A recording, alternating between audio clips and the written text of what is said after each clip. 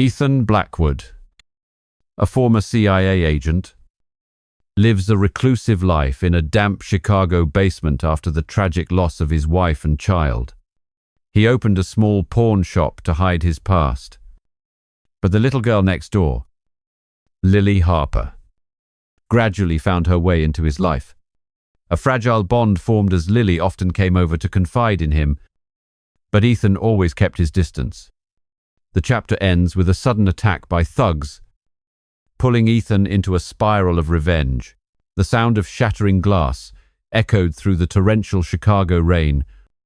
Like a deadly warning, Ethan Blackwood stood motionless in the dark basement, his hand gripping the hilt of an old dagger, blood from a shallow cut dripping onto the cold concrete floor.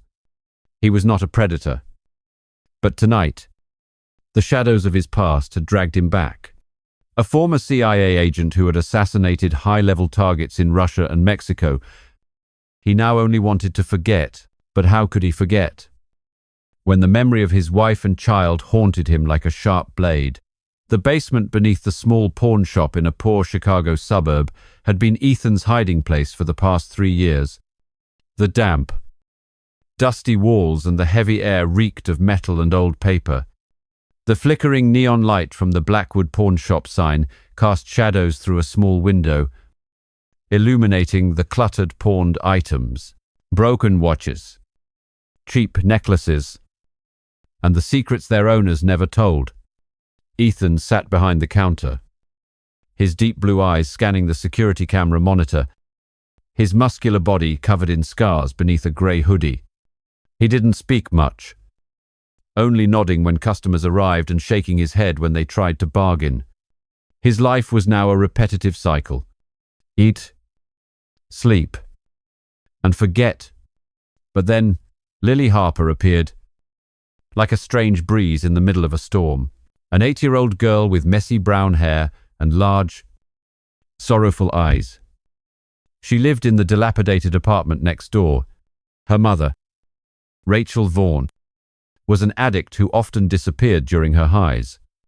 Lily would frequently visit the pawn shop, sitting on an old wooden stool, chattering about school. "Uncle Ethan, I got bullied today because I don't have a dad," she once said, her small hands clutching the hem of her dress. Ethan didn't reply, only silently pushing a carton of warm milk toward her. He knew that getting close would awaken his memories. His wife, Anna, had been pregnant with their first child. But an accident orchestrated by an enemy seeking revenge had taken everything. That was why he left the CIA, abandoning assassination missions on the Mexican border, where he once took down drug lords without blinking. Tonight, the Chicago rain fell heavily, drumming on the corrugated iron roof. Ethan was cleaning the handgun hidden under the counter when the shop door burst open. 2 men walked in, their black leather jackets glistening with rain, their faces covered in menacing tattoos. One was tall and muscular, smirking as he said, "Hey, boss, you got Rachel's camera, right? Hand it over, if you don't want to die." Ethan looked up, his eyes as calm as a frozen lake. He recognized them. They were grunts from the Russian-Mexican gang that dealt in heroin and organs in this area. Rachel, Lily's mother, must have stolen their product during one of her binges. The second man, short but agile, drew a knife and brandished it. "Are you deaf? Give us the item, or I'll slit your throat." Ethan didn't move. But in his mind, everything was already calculated. His heart beat faster, to adrenaline surging, a familiar feeling from his years as an agent. He pushed the old camera across the counter, the packet of heroin Rachel had pawned without a word hidden inside. But the tall man sneered, raising a handgun. "You think it's over? We need to make sure you keep your mouth shut." The first gunshot rang out, the bullet grazing Ethan's shoulder. Splattering blood, he rolled away, his right hand grabbing the dagger hidden under the counter. The short man lunged, swinging his knife, but Ethan was faster. A straight punch to the throat made the man collapse, choking violently. The tall man fired again, but Ethan had flipped the table for cover. Splinters of wood flying under the hail of bullets. The air was tense. Ragged breaths, mingling with the sound of the rain. Ethan vaulted over the counter, kicked the gun from the tall man's hand, and plunged the dagger into his thigh. Blood spurted out, and the man screamed in pain. Who are you? Ethan didn't answer, only tightening his grip on the dagger. His eyes flashing with suppressed rage. He interrogated him swiftly. Where are Rachel and Lily? The short man, writhing in agony, stammered. We took them to the warehouse near the river, but you'll never. Ethan's fist connected hard, and the man went unconscious. Police sirens wailed in the distance. Someone had called them. He quickly searched their pockets, finding a phone with a message from Viktor Kozlov. The Russian boss. Take care of the shop owner. I need that merchandise back. Ethan's heart clenched. Lily, that innocent little girl, was now caught in this hell. He remembered the old tragedy. His wife and child, killed in a bombing in Russia because he had assassinated Viktor's brother. The past returned like a blade, severing his fragile peace. He hastily bandaged his wound, hid the two bodies in the basement, and ran out into the rain. Chicago would be stained with blood tonight. And Ethan Blackwood, once a ghost for the CIA, would not stop. Could he save Lily before it was too late, or would the darkness consume everything? Which area are you listening to this story from? And what time is it where you are right now? Leave a comment below so I know you are still healthy and fully focused on this story. My dear friend, we will continue right after this. Rachel Vaughn, in a drug-fueled haze, stole heroin from the Russian-Mexican gang led by brothers Viktor and Dmitry Kozlov, leading to her and her daughter's kidnapping. Ethan Blackwood was forced to hand over the pawned item containing the drugs, but he realized it was part of a larger plot to overthrow a rival. Furious and determined, Ethan embarked on a mission to rescue Lily, marking the beginning of a bloody path of revenge. The rain continued to pour on the streets of Chicago, forming muddy puddles under the pale yellow streetlights. Ethan Blackwood plunged into the darkness, his body aching from the bullet graze on his shoulder, but adrenaline made him forget the pain. He ran through damp alleys, the smell of garbage and sewage mingling in the air, his heart pounding like a war drum. The warehouse near the river, the thug's last words before he passed out. Ethan stopped by a graffiti-covered wall to check the handgun he had taken from them. 6 bullets. Enough to get started. He wondered if Lily was still alive. That little girl with her innocent smile. Where was she now in this hell? He approached the warehouse from behind. Hiding behind a rusty shipping container, hoarse laughter echoed from within, mixed with screams of pain. Ethan gently pushed open the steel door and slipped into the darkness. Inside, a flickering fluorescent light illuminated a horrific scene. Rachel Vaughn was tied to a chair, her face bruised from being beaten, blood dripping from a burn on her leg. 2 men, one holding a blowtorch as a torture device and the other sneering, were interrogating her. Where did you hide the heroin? You wench, boss. Viktor doesn't like to wait, Rachel sobbed. I pawned it at the shop next door. Please spare. My daughter Lily was huddled in a corner, her eyes red from crying, clutching an old teddy bear. She saw Ethan through the crack in the door, but he signaled for her to be quiet. His heart twisted. Memories of his wife and child flooded back. Anna, dead in the bombing in Russia. Their unborn child gone forever. He couldn't let history repeat itself. Ethan burst in like a phantom, his foot kicking the blowtorch from the torturer's hand. The other man spun around, drawing a knife. Who the hell are you? The fight began in a flurry of motion. The man with the knife lunged, the blade flashing under the light. Ethan dodged, his right fist connecting squarely with the man's nose. The sound of breaking bone cracking through the air. Blood sprayed as the man staggered, but still swung his knife horizontally. Ethan grabbed his wrist, twisted it back, and the knife clattered to the floor. The second man jumped him from behind, wrapping a muscular arm around Ethan's neck in a chokehold. The air cut off. Ethan struggled, driving his elbow hard into his enemy's stomach. The man let go, coughing, and Ethan spun around, delivering a hook to the chin that sent him sprawling to the floor. Rachel screamed, "Save my daughter!" But Ethan had already seen him. A third man, hidden in the shadows, was on his phone calling for backup. A gunshot exploded, the bullet whizzing past Ethan's ear. He rolled away, grabbed the fallen knife, and threw it straight into the shooter's shoulder. The man screamed in pain, dropping his gun.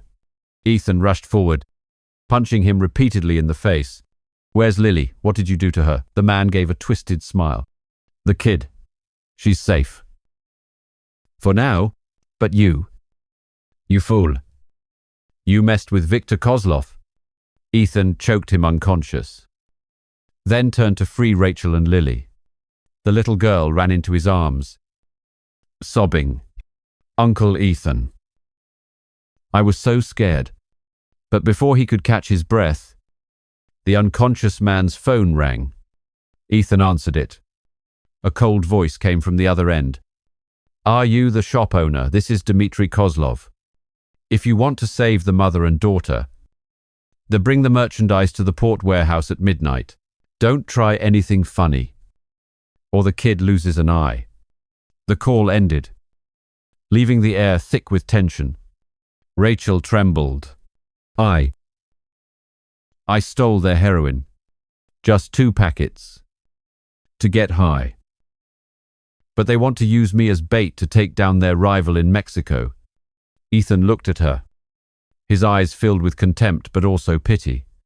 The Kozlov brothers gang, originally from Russia, had expanded into Mexico, dealing in drugs and organs. Victor, the older brother, was brutal. Dmitry, the younger, was cunning. They had once been CIA targets, but Ethan had quit after his personal tragedy. He took Rachel and her daughter back to the pawn shop and bandaged their wounds. Lily fell asleep on the old sofa, her innocent face softening Ethan's heart. But he knew this was only the beginning.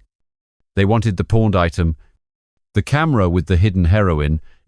Ethan opened it, the white powder glittering under the dim light. "The curse of the white powder," he muttered, recalling missions on the Mexican border where he had seen children turned into drug slaves. Now, Lily had almost become a victim. He couldn't stand by any longer. At midnight, Ethan drove his old car to the port warehouse.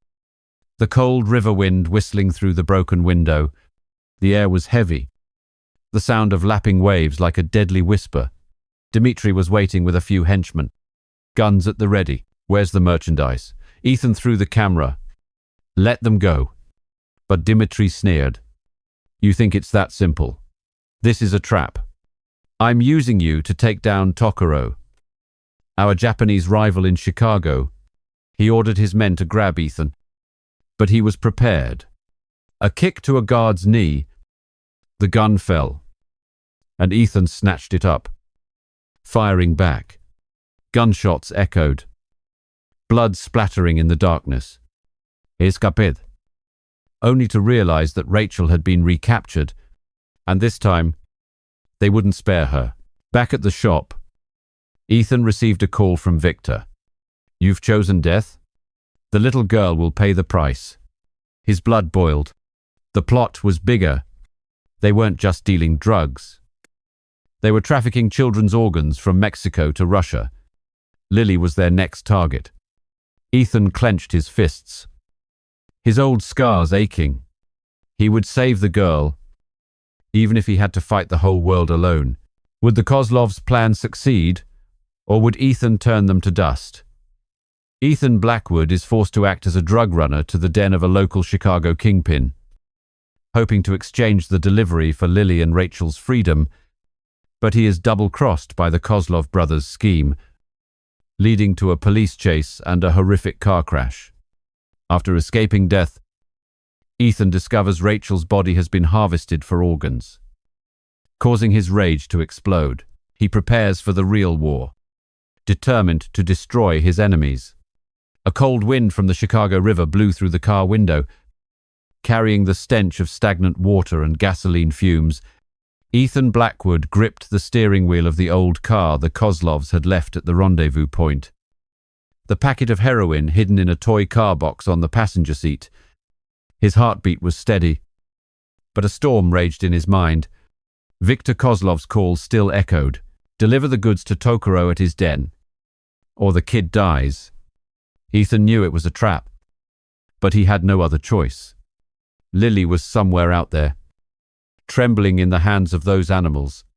He drove through dark streets, the neon lights of cheap bars casting mottled shadows on the windshield. Tonight, Chicago was a deadly maze where justice only existed in the barrel of a gun. He arrived at the location, an abandoned warehouse in the Port District, its cracked concrete walls covered in graffiti, the air thick with the smell of salt and machine oil. Tokuro, our local Japanese kingpin, was waiting with several tattooed henchmen, handguns at the ready. He was tall and thin, his eyes narrowed under the dim light. Are you the guy from China? Where's the merchandise? Ethan remained silent, pulling the packet of white powder from the toy box and placing it on a rusty iron table. Tokuro sneered, checking the product. Good. But who are you? Why did Victor send you? The tension mounted, his men tightening their grip on their weapons. Ethan could feel it. This was no ordinary deal. He stepped back. Ready. Suddenly, police sirens blared in the distance, headlights sweeping across the warehouse. Police. Get them all. A voice boomed from a megaphone. Tokuro spun around. A trap. Victor double-crossed me. He drew his gun and fired at Ethan. You sold me out. The bullet grazed Ethan's ear as he rolled away, grabbing a gun dropped by a guard. Gunfire erupted, the acrid smell of gunpowder filling the air. Ethan fired back, his first shot hitting Tokuro's shoulder, sending him to the floor in a spreading pool of blood. His men charged. One swung a knife, but Ethan dodged and kicked his knee hard, shattering the bone. A second man grabbed him from behind in a chokehold, but Ethan elbowed him in the gut, then spun and landed a hook to his chin. He collapsed, coughing up blood. The police stormed in. Assault rifles pointed everywhere. Get down, drop your weapons. Ethan didn't stop, bolting for the back door as bullets whizzed past his head. He ran to the car, started the engine, and sped off. Tokuro, though wounded, climbed into a truck and gave chase, his face twisted in pain. You're not getting away. A pursuit began on the Chicago highway. Rain pattering down, tires screeching on the wet pavement. Ethan accelerated, weaving through traffic. Tokuro fired from his window, a bullet shattering the rear windshield. Ethan swerved sharply into an alley, but Tokuro's truck rammed into the back of his car. The screech of metal on metal was deafening as Ethan's car spun out and crashed into a lamppost. Smoke billowed up. He was dazed, blood trickling from his forehead. Ethan crawled out of the car, his ears ringing from the crash. Tokuro jumped down, his gun aimed squarely at him. Do you know where Lily is? Victor used you as bait. But the police had arrived, their headlights illuminating the scene. Tokuro fled on foot, and Ethan chased him through the dark alleys. He vaulted over a dumpster, kicking off a wall for a burst of speed. Tokuro turned and fired. The bullet hitting Ethan's shoulder, the pain burning like fire. But he didn't stop, lunging forward to grab him by the collar, punching him repeatedly in the face. Where are Rachel and Lily? Tokuro gave a twisted laugh. Rachel, she's dead. Her organs are on their way to Mexico. Ethan tightened his grip. But a cop yelled, "Freeze." He let Tokuro go and escaped into the darkness. Returning to the truck, Ethan opened the back and froze. Rachel's body lay there, her abdomen cut open. Dried blood caked around the wound, her eyes lifeless. Her organs had been removed. Rage surged through him like a tidal wave. Ethan punched the side of the truck, the metal denting under his fist. Rachel, an irresponsible mother. But she had been Lily's hope. Now she was dead because of her addiction and greed. Ethan's past came flooding back. His wife had died the same way in Russia. A revenge killing by Victor after Ethan had assassinated his brother on a CIA mission. History was repeating itself. And this time, he would show no mercy. He drove back to the pawn shop, his wounds bleeding, his body exhausted. Inside, he quickly bandaged himself and took a swig of whiskey to dull the pain. His phone vibrated. A text from Dmitri. "You did well. Now come save the kid. Come to Mexico if you dare." Ethan clenched his fists, his old scars aching. They weren't just dealing drugs. They were trafficking children's organs. Using kids like Lily as slaves, he would go. Not to beg, but to kill.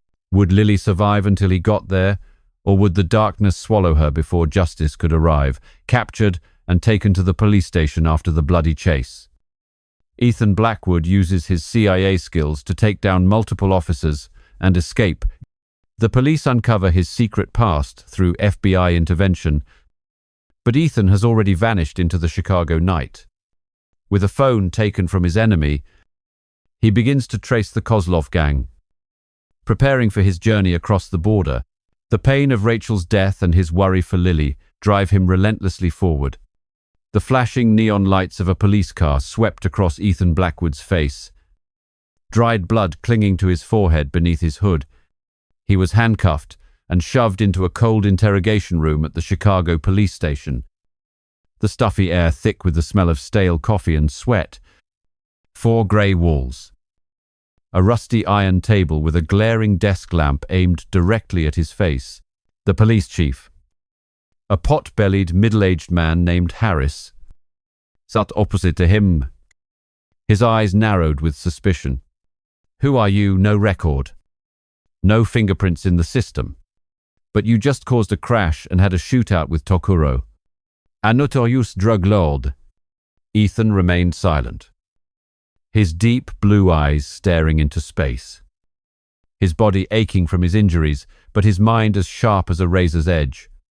He knew if he talked, his CIA past would be exposed, and Victor Kozlov would find Lily even faster. Harris slammed the table. "Talk. What do you have to do with the heroin and the woman's body in the trunk?" Ethan thought of Rachel, her body dissected, her organs sold to Mexico like merchandise. Rage boiled within him. But he remained calm. This wasn't his first interrogation. During his years in Russia, he had escaped an underground mafia prison. The cameras on the ceiling blinked. He counted 2 in the corners. 1 at the door. The handcuffs were loose enough for him to make a move. A young officer entered with a cup of water. "Sir, the FBI is on the line. They want to see the file." Harris nodded and stood up to leave the room. The opportunity had arrived. Ethan waited a moment, then suddenly twisted his body, driving his elbow hard into the young officer's stomach. The man choked and collapsed. Ethan used his legs to trap his neck. Twisting sharply, the crack of breaking bone echoed as the man fell unconscious. He rolled over, used his teeth to bite the handcuff key from the man's belt, and quickly unlocked himself. His heart pounded, adrenaline surging through him. The door burst open, and two officers rushed in with handguns. Freeze! Ethan grabbed a steel chair and threw it hard. It slammed into one man's head, and he crumpled to the floor. The other fired. A bullet grazed Ethan's shoulder. Drawing blood again, he lunged forward, his right fist striking the man's throat, and he fell, gasping for air. The air was tense, and the station's alarm blared. Ethan ran into the hallway. Red lights flashed, and chaotic shouts erupted. Prisoner, escape, shoot to kill. He ducked behind a concrete pillar, grabbed a fallen gun, and shot an approaching officer precisely in the leg. The man screamed in pain and collapsed. He didn't kill, only neutralized. He was not a random murderer. The hallway was narrow, filled with the acrid smell of gunpowder. 3 more officers charged from the staircase, rifles aimed straight at him. Ethan rolled to avoid a volley of bullets and fired back. The first round hit one man's shoulder. The second struck another's knee. The third man rushed into close combat, swinging a baton. Ethan grabbed his arm, twisted it back, then landed an uppercut to his chin. The man flew backward into the wall.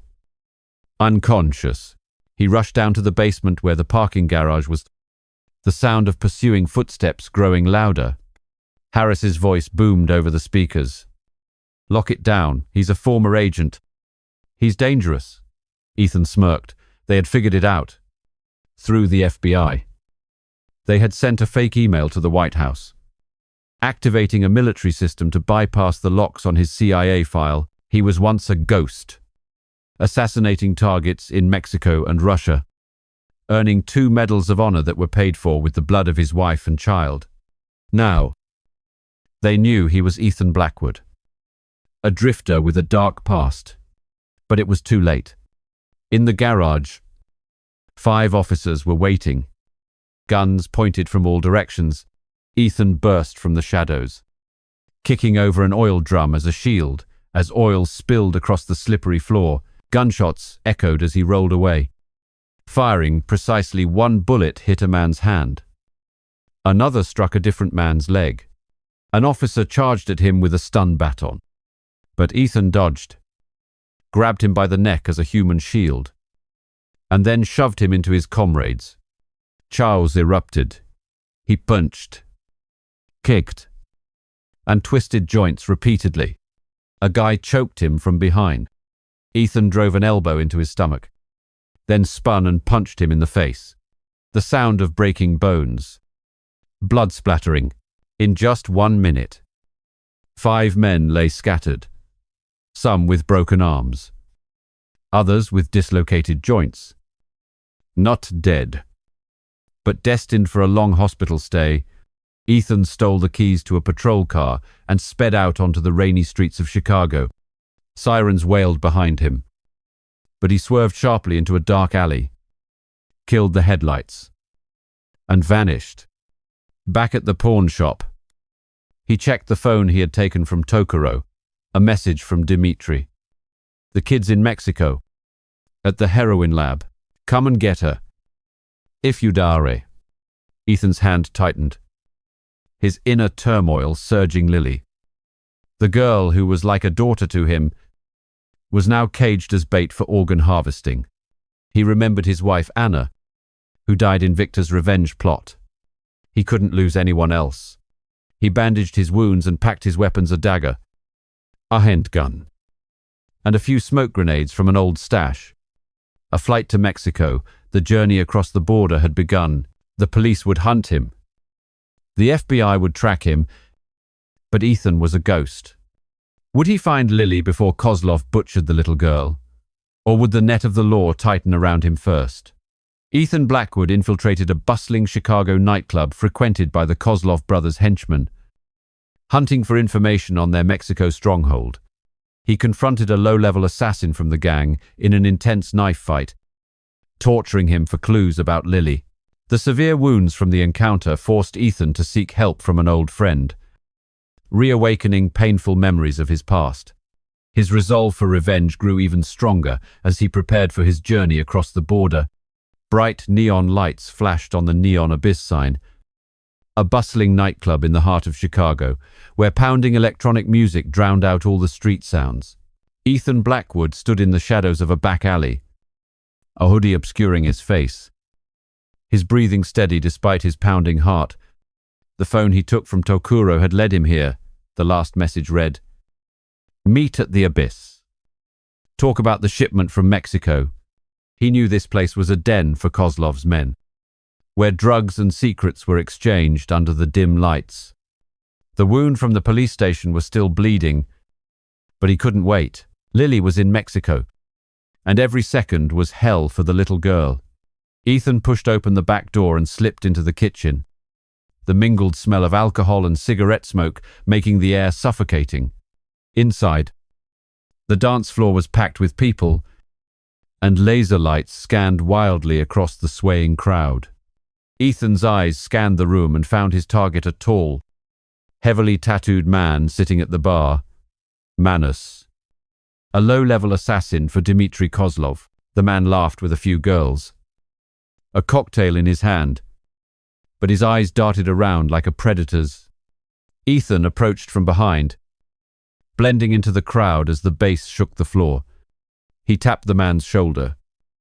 "Kozlov sent me." Manus spun around. His eyes narrowed with suspicion. "Who the hell are you? Victor didn't mention you." Ethan gave a cold smile. "Ask him then." But he had already made his move. His right fist shot out, slamming into the man's stomach, causing Manus to double over as his drink shattered on the floor. Manus sprang up, pulling a dagger from his belt, its blade glinting under the disco lights. "You're dead." He lunged forward, slashing horizontally. Ethan dodged to the side and kicked hard at Manus's knee. The sound of bone crunching. The surrounding crowd panicked, their screams mixing with the music. But this nightclub was used to violence. No one intervened. Manus swung the knife in a vertical slash. Ethan grabbed his wrist, twisted it back, and the knife clattered to the floor. The man threw an uppercut that connected with Ethan's face, his nose bursting with blood and a searing pain. But Ethan didn't back down.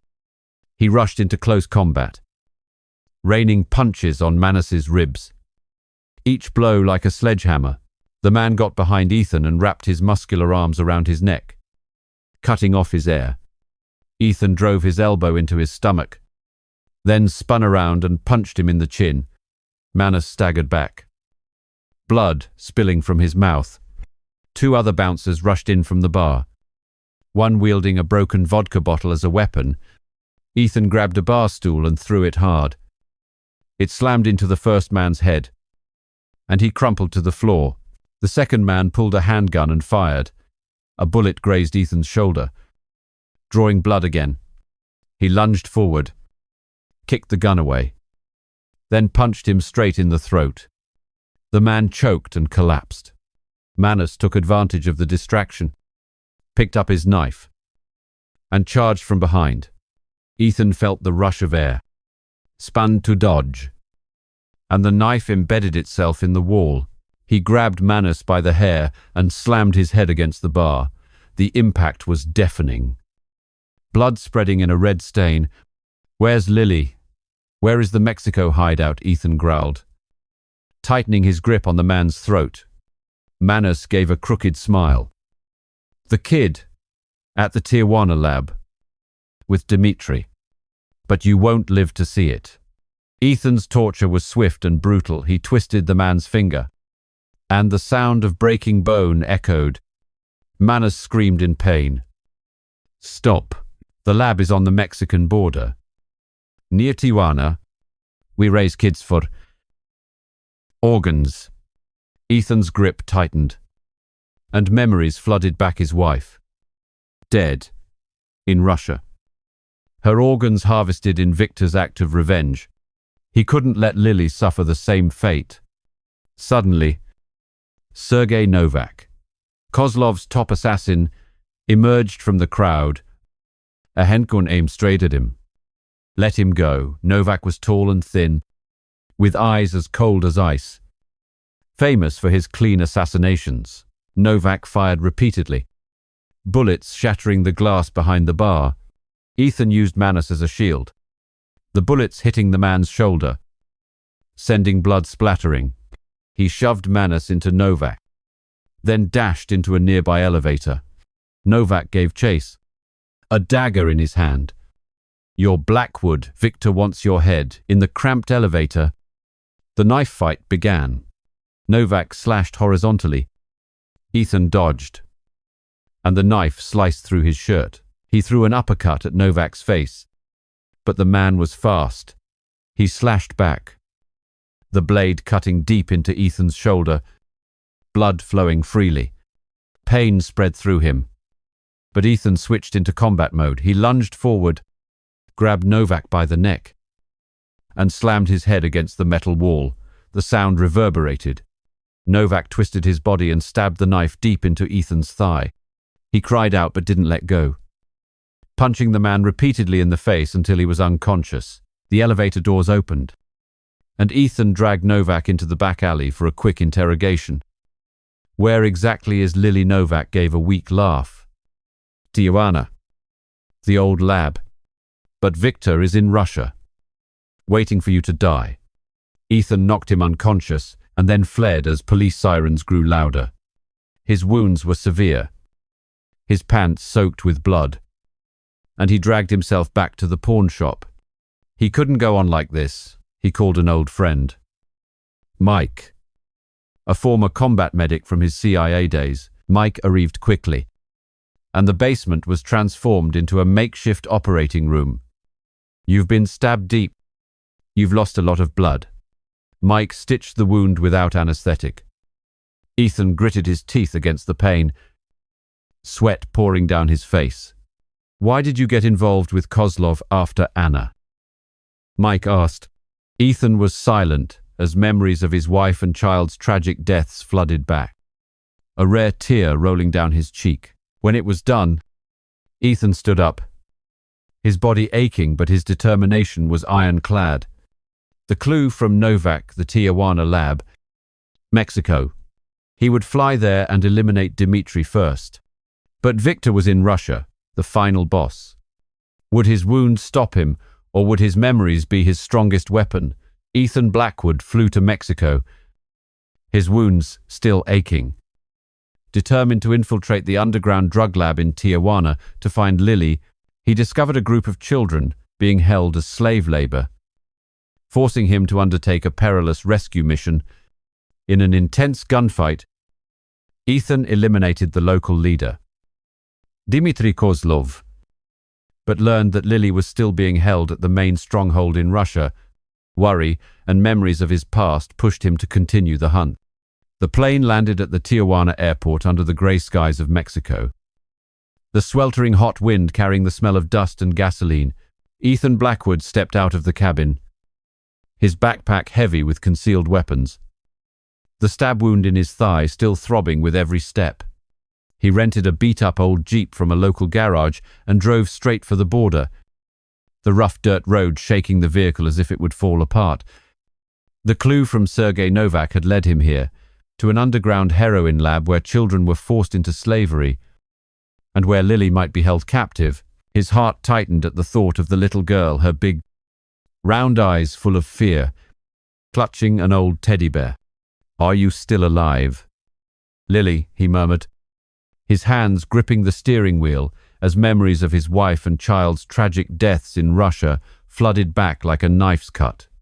He parked the car 1 kilometer from the lab, hiding behind a barren sand dune and observing through binoculars. The lab was an old concrete warehouse complex, surrounded by a barbed wire fence, with guards patrolling with AK-47 seconds. The air was thick with the smell of chemicals, and white smoke billowed from a makeshift chimney. Ethan waited for nightfall. When darkness enveloped the Mexican desert and the chirping of insects filled the air, he slipped through the fence, cutting the steel wire with pliers hidden in his backpack, his body rolling across the sand to avoid the sweeping searchlights. Inside, he could hear the soft sobs of children. They were being forced to package heroin, their small hands trembling under the dim yellow lights. Ethan hid behind a chemical barrel and counted 15 children, aged 6 to 12. Their faces dirty, their eyes lifeless. They were bait for organ harvesting, just as Kozlov had planned. Suddenly, a child saw him. Their eyes widening, Ethan signaled for silence. But it was too late. A guard turned around. "Who's there?" a shout echoed, and the alarm blared. Ethan burst from the shadows, a silenced handgun in his right hand, and shot the guard precisely in the knee. He collapsed, screaming in pain. The first shot kicked off the chaos. 3 other men rushed in from the warehouse door, their rifles roaring. Ethan rolled to avoid them. Bullets ruptured chemical barrels, sending white powder everywhere. He fired back, the first round hitting one guy in the chest, sending a spray of dark red blood. The second man charged with a knife. Ethan dodged, kicked him hard in the stomach, then landed an uppercut to his chin with the crunch of breaking bone. The man crumpled to the floor. The children panicked, crying and scattering in all directions. Ethan shouted, "Hide!" He charged deeper into the lab, where Dmitry Kozlov, Victor's brother and the local leader, was sitting at a command table, his face pale. Dmitry was a large man with a full beard, his eyes glinting menacingly. "Blackwood, you dare to come here!" He pulled out a pistol and fired repeatedly. Ethan used a wooden table as a shield, splinters flying everywhere. The air was tense, the acrid smell of heroin mixed with fresh blood. Ethan leaped over the table, his foot kicking Dmitry's gun from his hand, and then rushed into close combat. Dmitry punched him hard in the face. Ethan's nose started bleeding again, the pain searing, but he didn't back down. He grabbed Dmitry by the neck and slammed his head against the concrete wall. The impact was deafening. Dmitry twisted his body, pulled a dagger from his boot, and slashed horizontally. The blade cut Ethan's shoulder, soaking his shirt with blood. But he grabbed the man's wrist and twisted it back. The knife fell. The 2 men rolled on the floor, trading frantic punches and kicks. Dmitry wrapped his muscular arms around Ethan's neck, cutting off his air. "You'll die for that little girl," Ethan thought of Lily, and his rage exploded. He drove his knee into Dmitry's stomach, then rained punches on his face, staining the floor red with blood. Dmitry weakened, but still managed a crooked smile. "Lily, she's not here. Victor took her to Russia to be dissected." Ethan tightened his grip on his neck, his eyes bloodshot. "You're lying." But Dmitry fell unconscious, his breathing shallow. The sounds of more guards echoed from the main entrance, guns blazing. Ethan grabbed a fallen AK-47 and fired relentlessly. Bullets tore through the air, and the 3 men who charged in collapsed in a spray of blood. He ran to the children and unlocked their shackles. "Run, go out the back door." They burst into tears and scattered into the desert darkness. A little boy tugged on his shirt. "Sister Lily." They already took her. Ethan's heart sank. Lily wasn't here. Dmitry had tricked him, using the lab as bait. He turned back and pressed the gun to Dmitry's head. "Tell me, where is—" Lily. Dmitry gave a weak laugh. "Moscow. Russia. Victor is waiting for you." To finish it, Ethan shot Dmitry in the leg. The man screamed in pain. Then he set fire to a barrel of chemicals. Flames erupted, engulfing the lab. He escaped as the children safely ran after him. Back at the jeep, he made an anonymous call to the local police to ensure the children were rescued. But Lily was in Russia, at Victor's main stronghold. His wounds were bleeding and his body was exhausted. But the memory of Anna's tragic death drove him on. He would fly to Moscow and destroy Victor. Would Lily be able to hold on, or would he arrive too late and repeat the old tragedy? Ethan Blackwood pursued Sergei Novak, the Kozlov gang's top assassin, through the bustling streets of Mexico City to get more clues about Lily. In an intense hand-to-hand and knife fight, he took down Novak, forcing him to give up information on Viktor Kozlov's main stronghold in Russia. The pain from the memories of losing his wife and child resurfaced, making Ethan even more determined to destroy his enemy. But with his wounds getting worse, he had to prepare for the final battle. Mexico City was ablaze with lights at night. The streets packed with cars and people. The smell of street tacos mixed with thick exhaust fumes. Ethan Blackwood, blood still seeping from the stab wounds in his thigh and shoulder, silently tailed Sergei Novak through the bustling crowd. Novak, the notorious assassin for the Kozlov brothers, was tall and thin, moving with the nimble grace of a hunting leopard as he left a bar in the Zona Rosa district. Ethan clutched the dagger hidden in his hoodie, his eyes never leaving his target. The information from Dmitri was confirmed Lily had been taken to Moscow, but Novak knew the exact location of Victor's stronghold. Ethan needed him alive. But it wouldn't be easy. Novak was a killer who didn't blink. Having taken down dozens of targets from Mexico to Russia, Ethan picked up his pace, weaving through street vendors. As the lively sound of a mariachi band drifted from a tavern, Novak glanced back, his sharp eyes spotting the shadow following him. He made a sharp turn into a dark alley, its walls splotched with graffiti and smelling strongly of sewage. Ethan followed, his heart pounding, adrenaline surging. The alley was narrow, lit by a dim streetlight, and Novak stopped, pulling a dagger from his belt. "Blackwood, you stick like a leech. Victor told me to slit your throat." Ethan didn't reply. He just took a step back into a ready stance, his muscles tense despite the throbbing pain from his wounds. Novak lunged, his knife slashing sideways as fast as lightning. Ethan dodged, the blade slicing through his sleeve and tearing it open. He threw an uppercut that connected with Novak's chin with a crunch. But the man didn't back down. Slashing back towards his stomach, Ethan rolled to avoid it and kicked hard at Novak's knee. He staggered, and his knife clattered to the ground. Ethan jumped forward, wrapping his arm around Novak's neck from behind. But the man twisted his body and drove his elbow into his side. Searing pain spread through him, and fresh blood seeped from his old wound, soaking his shirt. Novak smirked. "Your time is up, Agent." He picked up his knife and slashed vertically. Ethan blocked it with his bare hand, the blade slicing deep into his palm, blood flowing freely. The pain brought back memories. Anna, his wife, who had died in a bombing in Russia when Victor sought revenge for Ethan assassinating his brother. "Not again." Ethan growled, his rage exploding. He charged forward, raining punches on Novak's face, each blow like a sledgehammer, sending blood splattering. Novak swung his knife in response, but Ethan grabbed his wrist and twisted it hard. The bone snapped, and the knife fell. He pinned Novak to the ground, his knee on his chest. "Where is Lily?"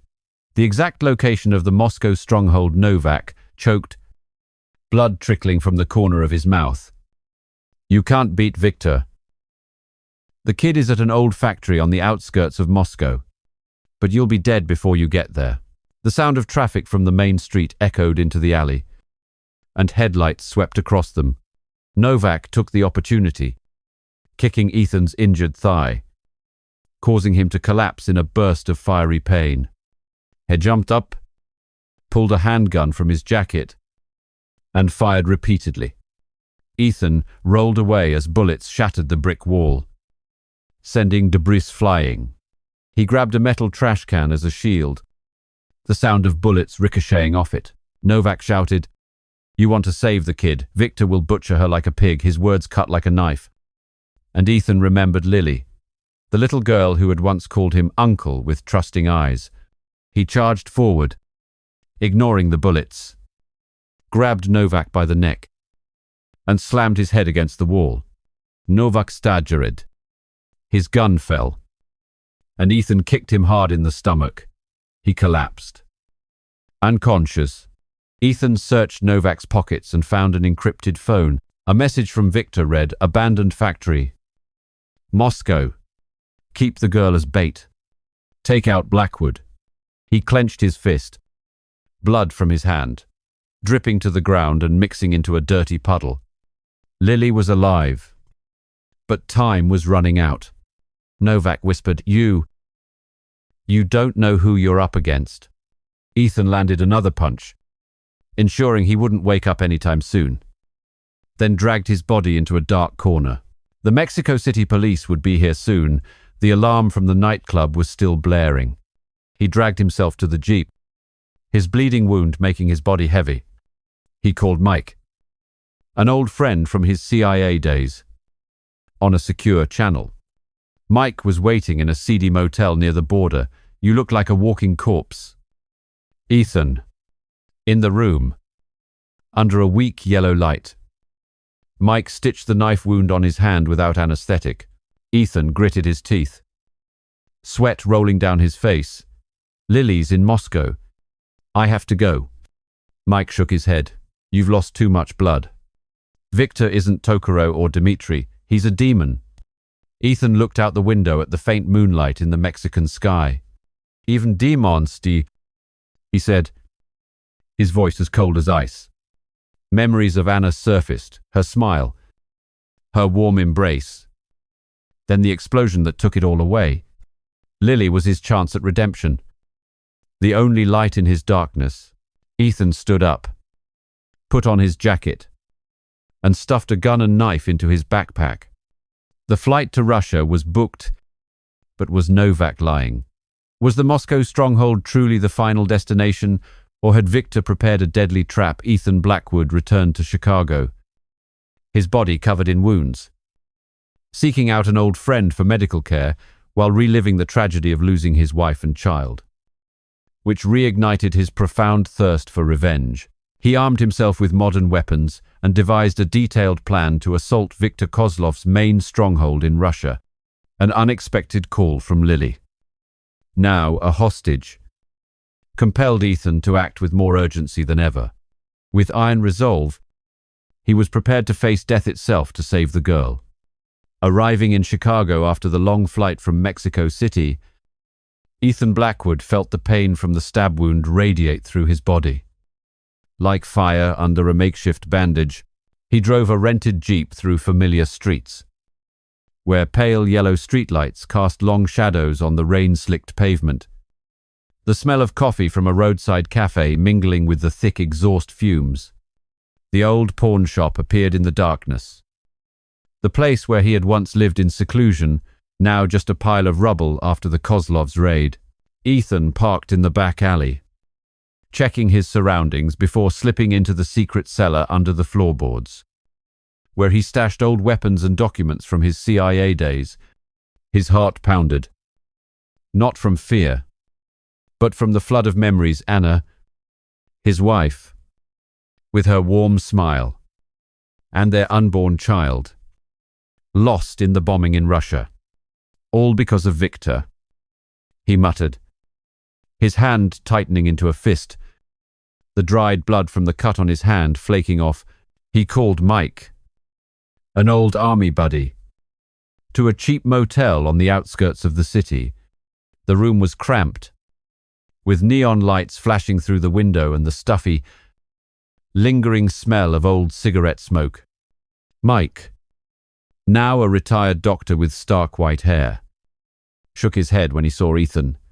"You look like you just came back from hell."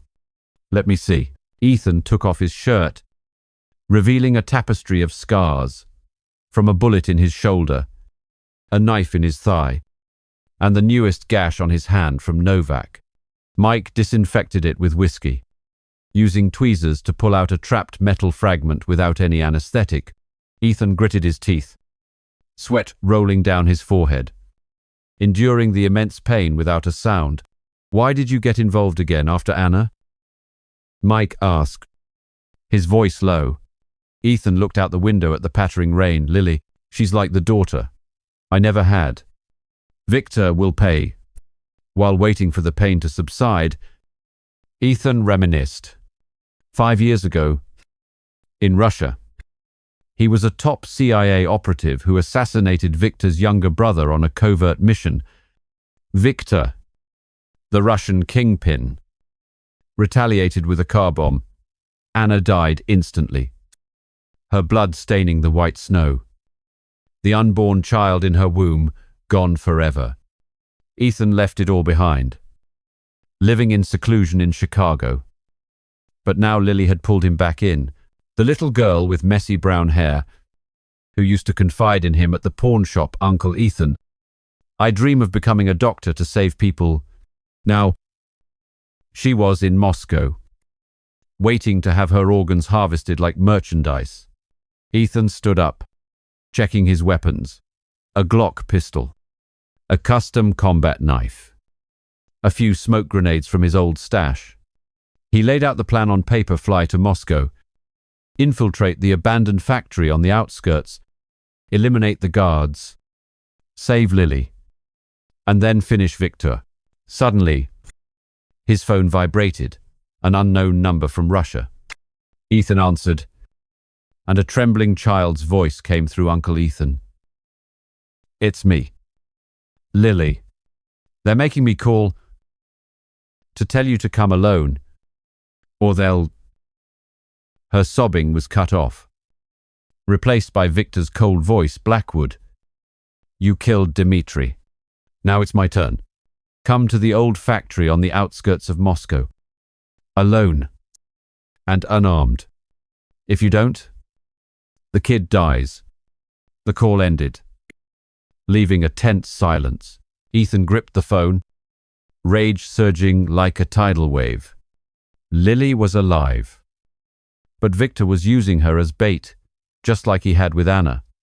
"Not again," Ethan growled, punching the wall hard. Fresh blood seeping from his wounded hand, he geared up further: a thin, bulletproof vest, night vision goggles, and a sniper rifle hidden in a suitcase. Mike gave him extra painkillers. "You can't take on Kozlov's entire empire alone. The FBI is hunting you in Chicago." Ethan shook his head. "They don't know Russia. This is my war." He drove to the airport, the cold wind whipping through the car window, carrying the damp smell of rain. On the way, he thought about vigilante justice. No laws, just blood for blood. Victor didn't just deal in drugs and organs. He ran a global network from Mexico to Russia, using children like Lily as slaves. Ethan was going to destroy it all. At the airport, he bought a ticket under a fake name, dodging security cameras by keeping his head down. The plane took off, Chicago shrinking below the clouds. Ethan closed his eyes, visualizing the battle: infiltrate the factory, take down the guards, save Lily, then confront Victor. But what if it was a trap? Novak could have been lying about the location. The pain from his wounds reminded him of his vulnerability, but his drive for revenge was stronger. Lily was his last hope, his reason for living. The plane plunged into the darkness, heading for Moscow.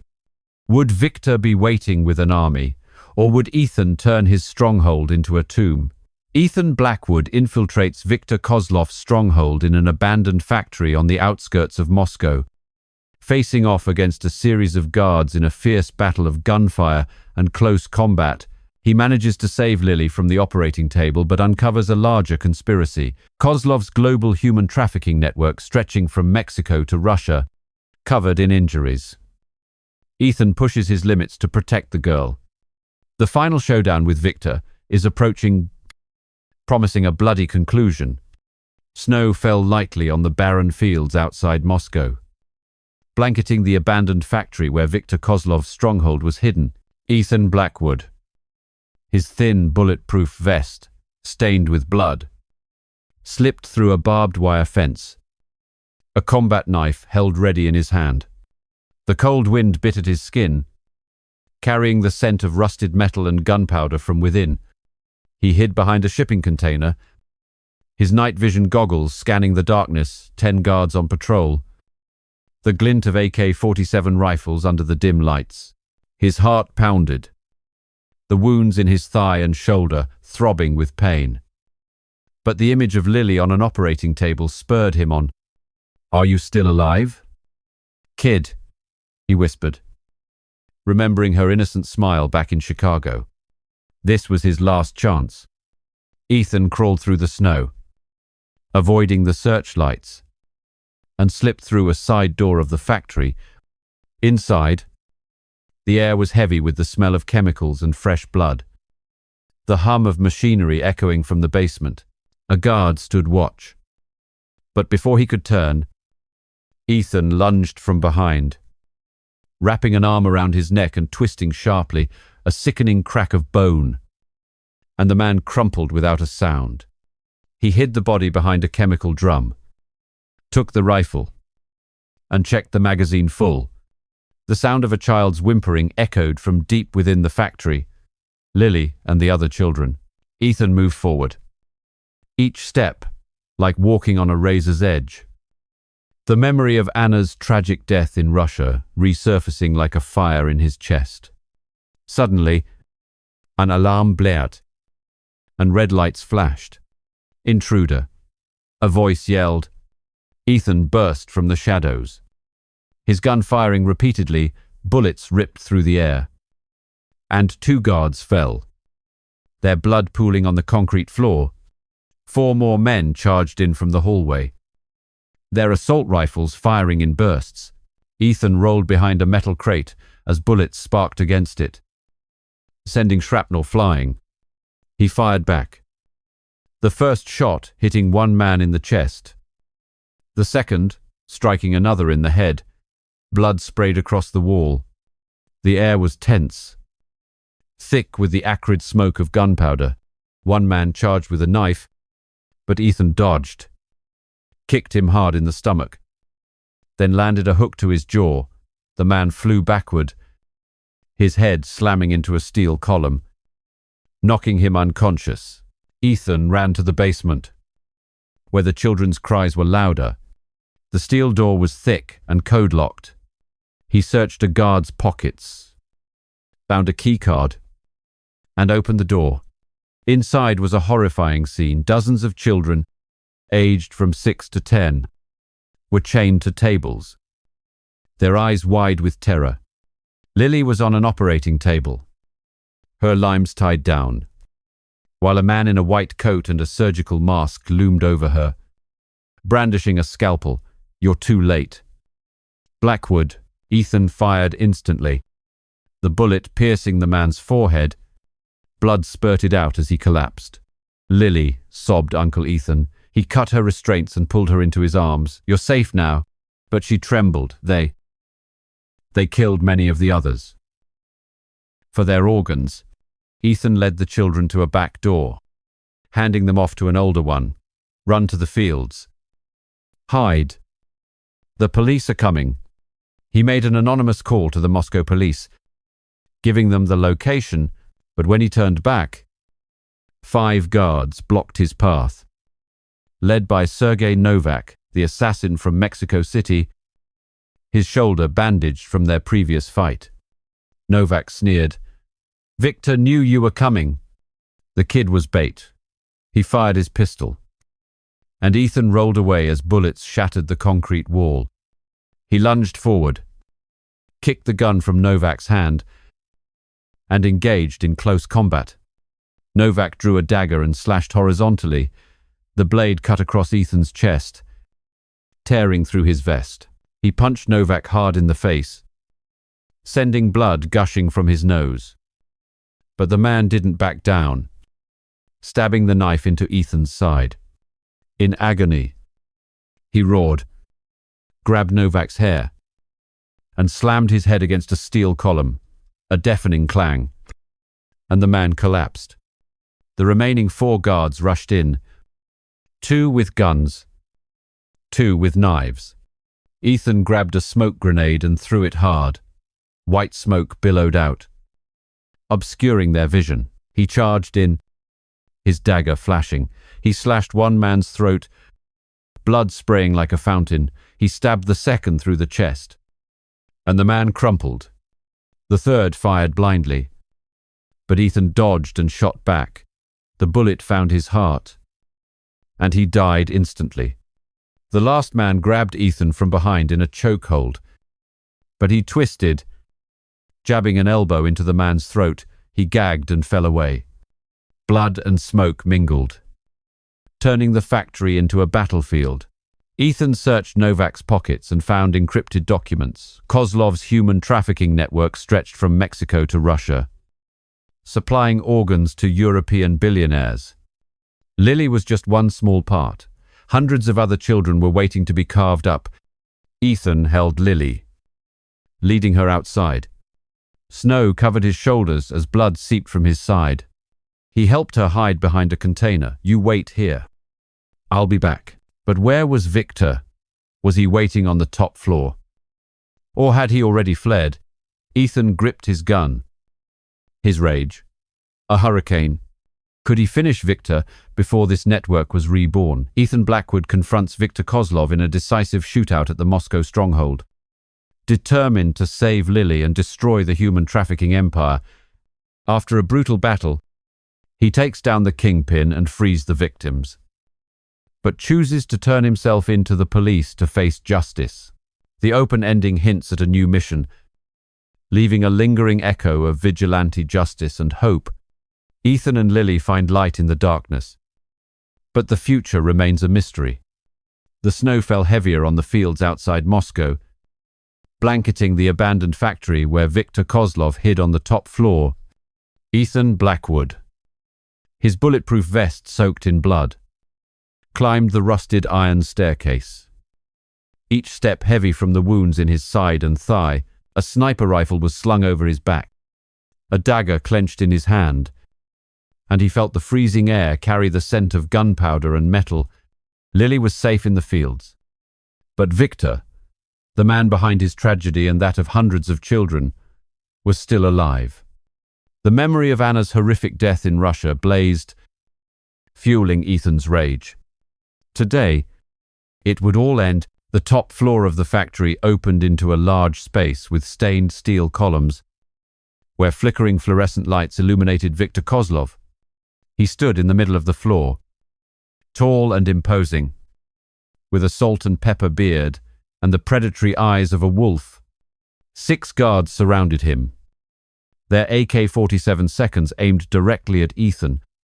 Blackwood, Viktor Sniet, his deep voice echoing, "You killed my brother. Then Dmitri. And now you dare come to Moscow.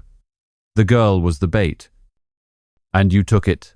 Ethan didn't answer, his eyes quickly scanning the area. 3 exits, 2 broken windows, the floor littered with shattered glass. He threw a smoke grenade. White smoke erupted, obscuring their vision. Gunshots rang out, bullets tearing through the air. Ethan rolled behind a steel column, firing back with his Glock. The first shot hit a guard in the chest, spraying crimson. Chows erupted. 2 men charged with knives. Ethan dodged, slashing his dagger across one man's throat. Blood gushed like a fountain. The second man put him in a chokehold, but Ethan drove an elbow into his stomach, then landed a hook to his jaw. The man flew backward, his head hitting a column, knocking him unconscious. Victor fired his pistol from a distance, a bullet grazing Ethan's shoulder. Drawing more blood, he charged forward, using a guard's body as a shield, and fired relentlessly. The remaining 3 men fell, their blood spreading across the floor. Victor retreated, hiding behind machinery. yelling, "You can't save them all. My network runs from Mexico to Russia. It's bigger than the CIA." Ethan roared back. "You die." It collapses. He threw his dagger, the blade sinking deep into Victor's thigh. He screamed in pain and fell to his knees. Ethan rushed forward, but Victor drew another pistol and fired repeatedly. Ethan rolled away as bullets shattered a window, letting in a blast of snowy wind. He leaped, grabbing Victor by the collar and slamming his head against the machinery. A loud clang of metal echoed. Victor twisted, punching Ethan in his wounded side, the pain like a searing fire. Ethan gritted his teeth and delivered a barrage of punches to Victor's face, blood erupting from his nose. "Anna. Lily.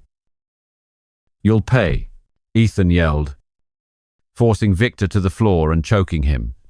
Victor gave a twisted smile. "You win. But what about justice? You're a murderer too." The words cut like a knife. And Ethan remembered his years in the CIA. There was just as much blood on his hands as on Victor's. Suddenly, Victor pulled a knife from his boot and stabbed Ethan in the stomach. Blood poured out, and he staggered, but he didn't let go, landing one final, powerful punch to Victor's jaw. He was knocked unconscious, his blood staining the snow on the floor. Ethan stumbled, blood dripping onto the ground, and checked his surroundings. No more guards. Documents on a table revealed the organ trafficking network from Mexico to Europe, with hundreds of children captured.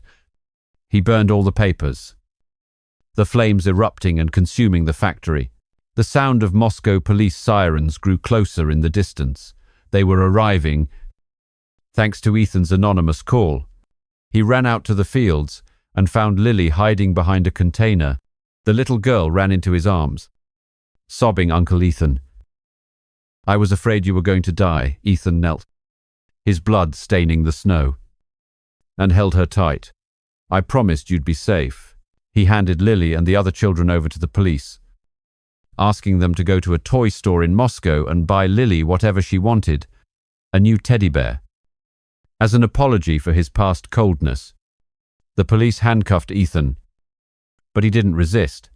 "Justice has a price," he said, looking at Lily one last time, the hope in her eyes like a flame that warmed him. In the police car, Ethan closed his eyes, imagining the future. He would go to prison. But Kozlov's network had crumbled. The FBI could use the data from the factory to save hundreds of children, but was another trap waiting for him. An old message from Novak flashed in his mind. Victor isn't the final boss. Who was behind him? Ethan gave a faint smile. If he survived, he would continue.